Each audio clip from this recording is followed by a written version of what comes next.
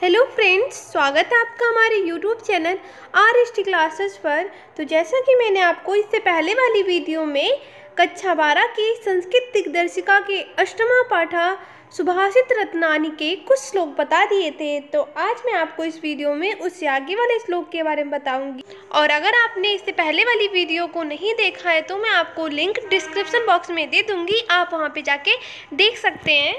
तो चलिए अब हम अपने पाठ की ओर बढ़ते हैं। विद्या विवादाय धनम मदाय शक्ति परिसाम परिपीडनाय खुलस्य। तो यहाँ पर खुलस्य ना होकर के खलस्य होना चाहिए। साधो विपरीत उमेद ज्ञानाय दानाय च रक्षणाय। विद्या अर्थात विद्या विवादाय का मतलब होता है वाद विवाद, या हम कह सकते हैं तर्क वितर्क। तो क्या कहा गया है? विद्या वाद विवाद, या हम कह सकते हैं तर्क वितर्क के लिए, धनम अर्थात धन, या हम कह सकते हैं संपत्ति, मदाय का मतलब होता है घमंड के लिए। विद्या तर्क वितर्क के लिए, संपत्ति घमंड के लिए, शक्ति और जो शक्ति है परिसाम मतलब दूसरों को परिपीडनाय अर्थात कष्ट पहुँचाने के लिए। तो यहाँ पर क्या कहा गया है?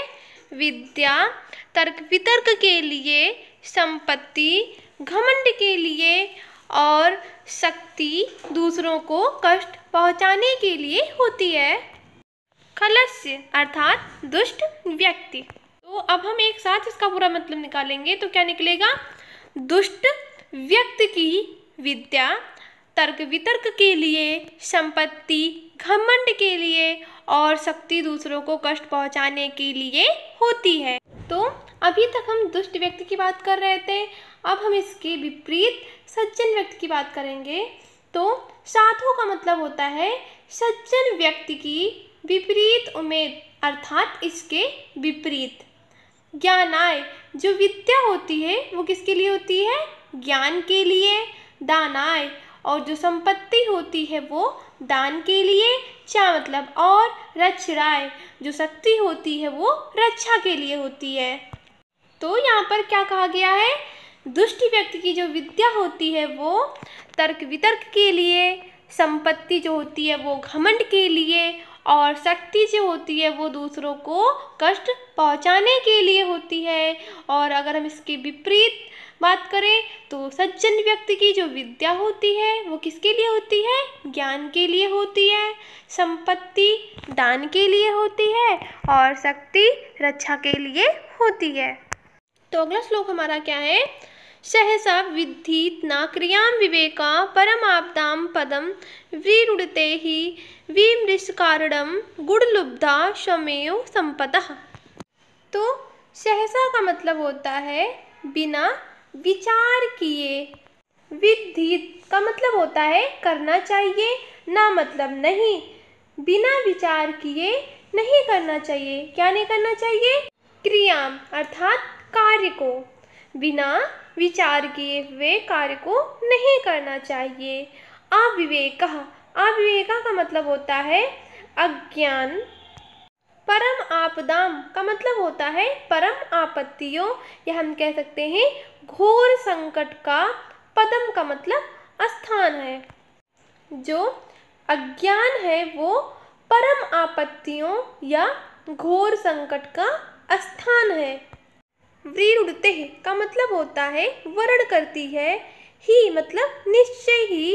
विमृषकारणम का मतलब होता है विचार कर कार्य करने वाले व्यक्ति का।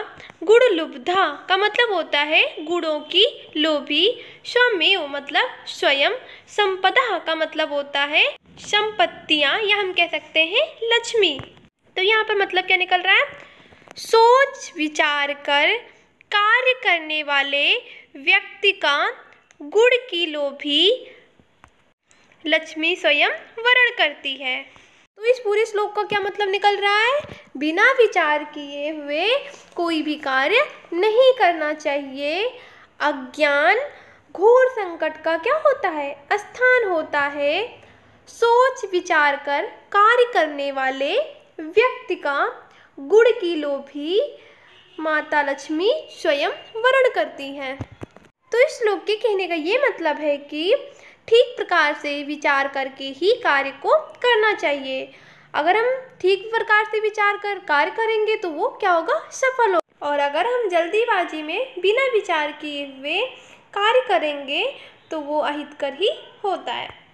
तो अगला श्लोक है हमारा, वज्राद अपि कठोराणि मृदुनि कुसुमाद अपि लोकोत्तराणि चेतांसि को न विज्ञातुम अर्हति। तो वज्राद अपि का मतलब होता है वज्र से भी, कठोराणि अर्थात कठोर, मृदुनि का मतलब होता है कोमल, कुसुमाद अपि मतलब होता है पुष्प से भी।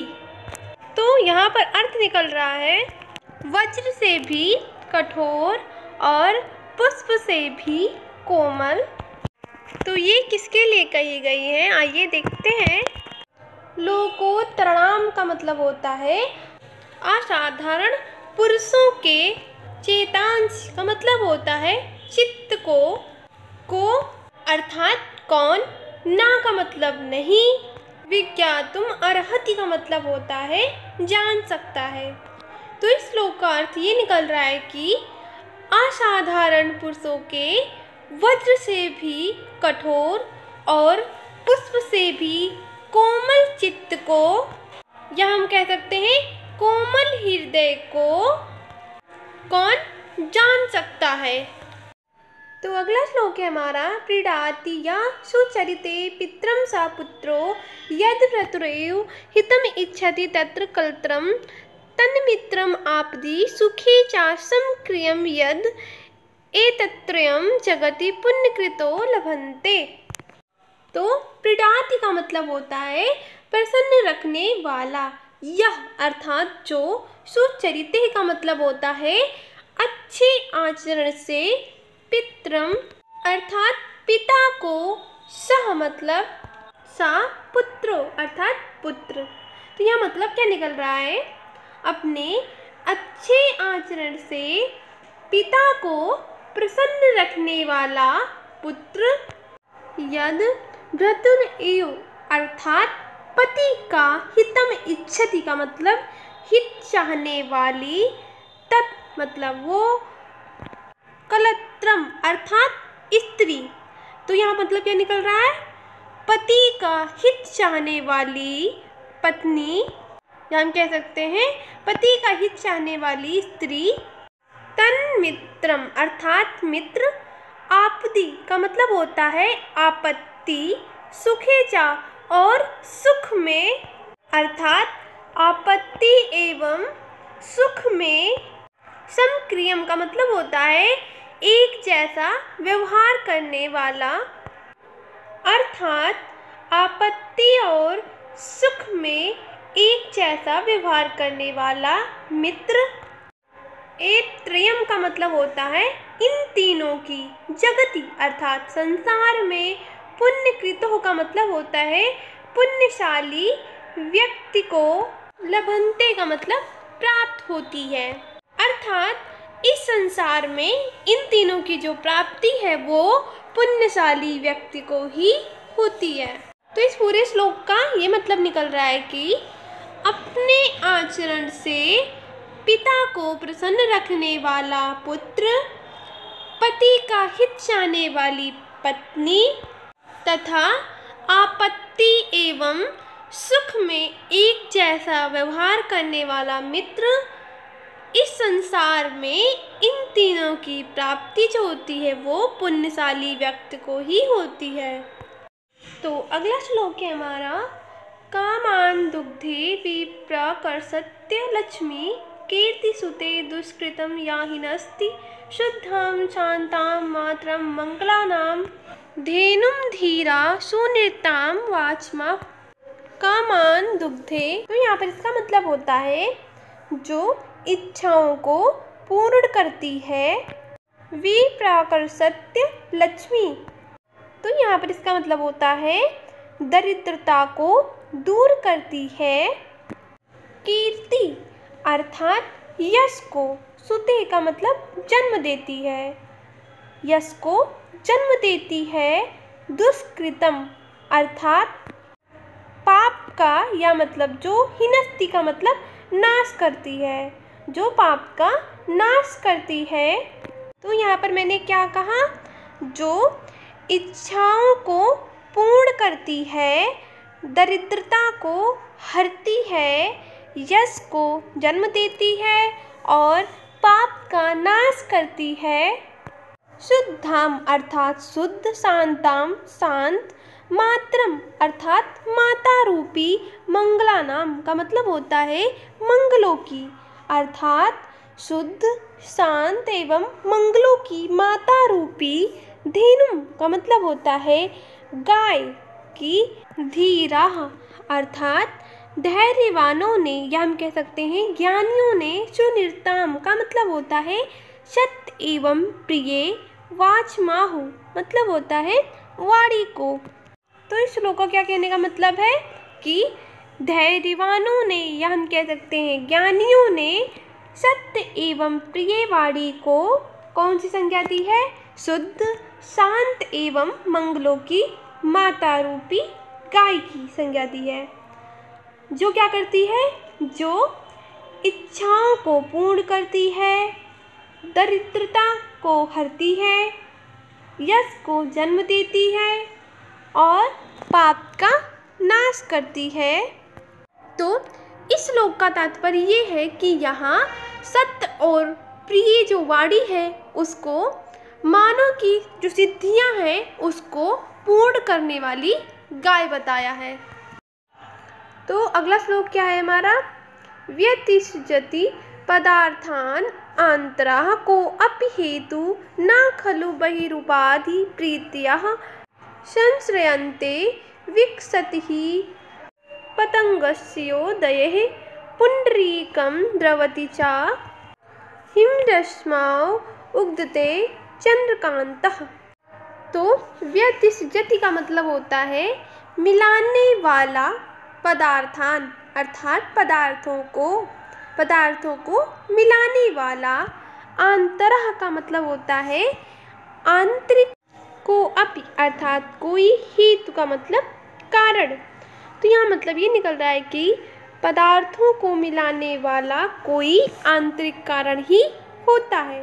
ना का मतलब नहीं, खलु का मतलब होता है निश्चय ही, बहिरूपाधि का मतलब होता है बाह्य कारणों पर, प्रीत्यः अर्थात प्रेम, संश्रयन्ते का मतलब होता है निर्भर करती है, अर्थात निश्चय ही प्रेम जो होता है वो बाह्य कारणों पर निर्भर नहीं करता। जैसे आगे कहा गया है, विकसति का मतलब होता है खिलता है, ही पतंगस्योदयः अर्थात सूर्य के उदित होने पर या सूर्य के उदय होने पर, पुंडरीकम का मतलब होता है कमल। तो यहाँ क्या मतलब निकल रहा है, जैसे कमल जो होता है वो सूर्य के उदय होने पर ही खिलता है, द्रवति च, और द्रवति का मतलब होता है द्रवित होता है, हिमरश्मौगते का मतलब होता है चंद्रमा के निकलने पर, चंद्रकांतः का मतलब होता है चंद्रकांत मणि, और चंद्रकांत मणि जो होती है वो चंद्रमा के उदय होने पर ही द्रवित होती है। तो इस श्लोक का पूरा क्या मतलब निकल रहा है, पदार्थों को मिलाने वाला कोई आंतरिक कारण ही होता है, निश्चय ही जो प्रेम है वो बाह्य कारणों पर निर्भर नहीं करता है। जैसे जो कमल होता है वो सूर्य के उदित होने पर ही खिलता है, और चंद्रकांत जो मणि होती है वो चंद्रमा के उदय होने पर ही द्रवित होता है। तो अगला श्लोक है, निंदन्तु नीति निपुणा यदि वा अस्तुवन्तु लक्ष्मी समाविस्तु गच्छतु वा यथेष्टम अद्यु वा मरणम अस्तु युगांतरे वा न्यायात् पथा प्रविचलन्ति पदम न धीराः। तो निंदन्तु का मतलब होता है निंदा करें, नीति निपुणः अर्थात नीति में दक्ष लोग।